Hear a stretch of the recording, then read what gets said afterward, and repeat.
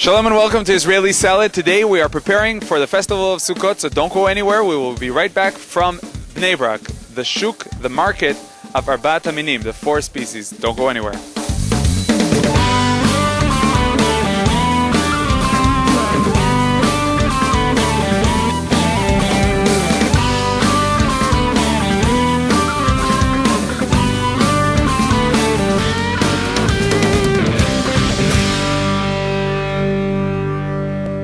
Shalom, as I said, today we are starting our program from Bnei Brak. Here in Bnei Brak there is a big market of the 4 species, the Arbat Haminim, which is one of the traditions of the Jewish people on the Sukkot festival.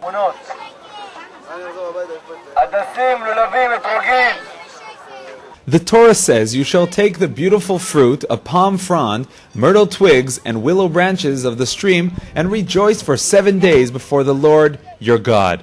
On Sukkot, Jews bind all the branches together, 2 willows, 1 palm branch, and 3 myrtles in the right hand, lift them together with the etrog, the citron fruit, and then shake the 4 species together. This tradition is performed during the daytime during each of the 7 days of the Sukkot festival, except for Shabbat. To be valid for use, the 4 species must meet certain requirements, as the Jewish people are trying to fulfill God's requests perfectly. Therefore, the details are many and detailed.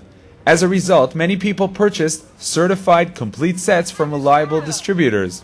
In the Arbat Haminim market in Bnei Brak, many people come to choose their very own 4 species, while others just come to participate in this colorful, traditional event. Today we came to show my children what it's all about before Sukkot, how it's like buying Arbat Haminim, and there's such a large variety, can't make my minds up where to go to. The 4 species symbolize many aspects in a Jew's life: relationship with God and relationship with his creation, nature. It also symbolizes the relationship between people. Holding together the 4 species represents the unification of the people of Israel. And we try and bring each one together. We have like the lulav is like the strong guy with the big backbone. You have the etrog that smells good, looks good, everything's nice. You have the hadassim, the aravot aren't so nice, and we take all these, in a way, different Jews, and we try and put them all together. So that'll be all for now from the Arbat Haminim Shuk, the market of the 4 species in Bnei Brak. We'll be back in the studio right after this. You're far away from Israel, but did you know you could enter an Israeli mall? Israel NN Mall is the source for wonderful Israeli and Jewish gifts on the web. So check out our site at israelnnmall.com.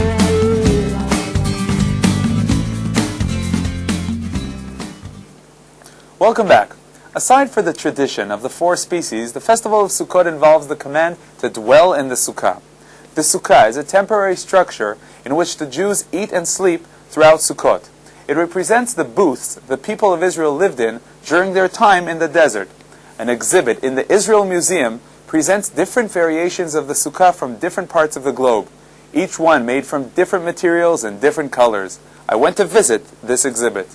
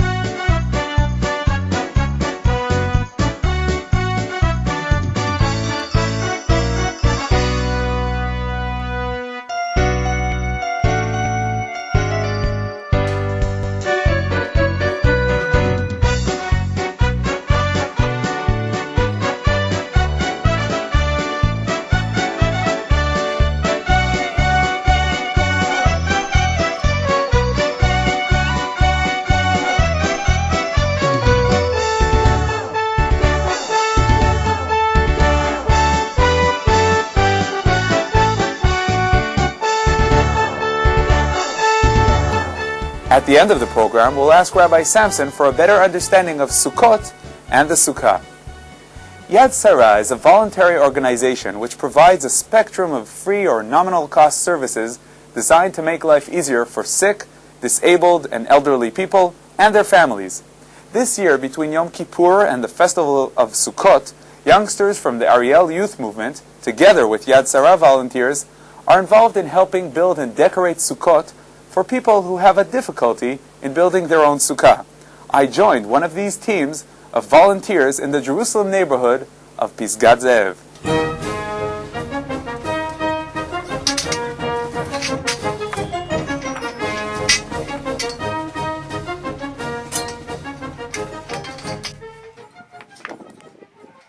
Every year I have to ask for somebody, some good service, good turn to help me, and I feel bad.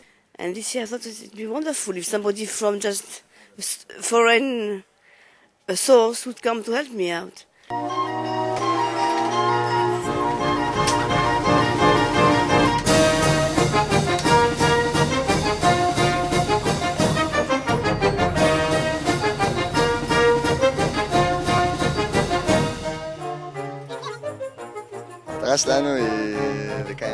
Our goal is to practice what we've always been taught, to help our fellow Jews.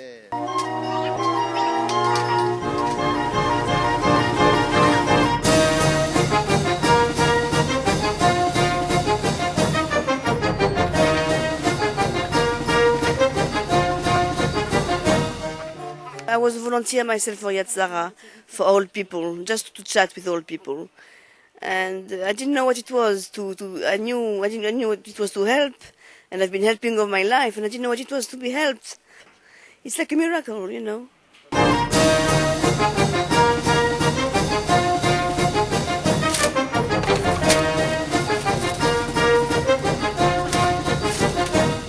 And if it's going to be an example of the year, how it's going to start, my year is going to start, it's going to be a very wonderful year.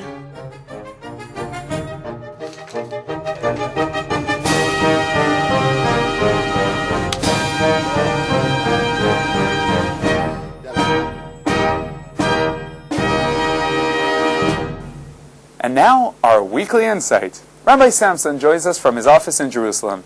Today, Rabbi Samson, we are preparing for the festival of Sukkot. What's the meaning of having this festival at this time of the year? Well, first of all, it's known that the holiday of Sukkot is known as a time of happiness, Zman Simchatenu. And agriculturally, it's the end of an agricultural cycle when whatever grew during the summer is finally harvested and brought into the homes, whether it be wheat or fruit of any kind. And this is the time where agriculturally the Jewish people are at a high. Also, after we have passed Rosh Hashanah and Yom Kippur, and now we have achieved true forgiveness, and we're new people, we're on our way to a new year, and we have all of the hopes of the coming year ahead of us, so we are equipped with a proper frame of reference in mind in order to really celebrate this holiday with happiness. So what do we do with our happiness? We leave the house. So what is the meaning of sitting in the sukkah? Why leave the house? The house and everything that goes with the house kind of gives a person an imaginary ego, an imaginary sense of protection and security. And here, when a person is at his most happiest state, he is commanded by God, leave your home and find your sense of security outside under the heavens and look to God for your sense of security, and not having any kind of crutch, even if it's a very basic commodity like a walls and ceiling of your own home. Thank you very much, Rabbi Samson. The Weekly Insight is brought to you in cooperation with Machon Meir, the largest Zionist institute in Israel, bringing people closer to Judaism. That'll be all for this week. Because of the festival of Sukkot, Israeli Salad is going on vacation. We'll be back in 2 weeks. Until then, we wish you all a Chag Sameach.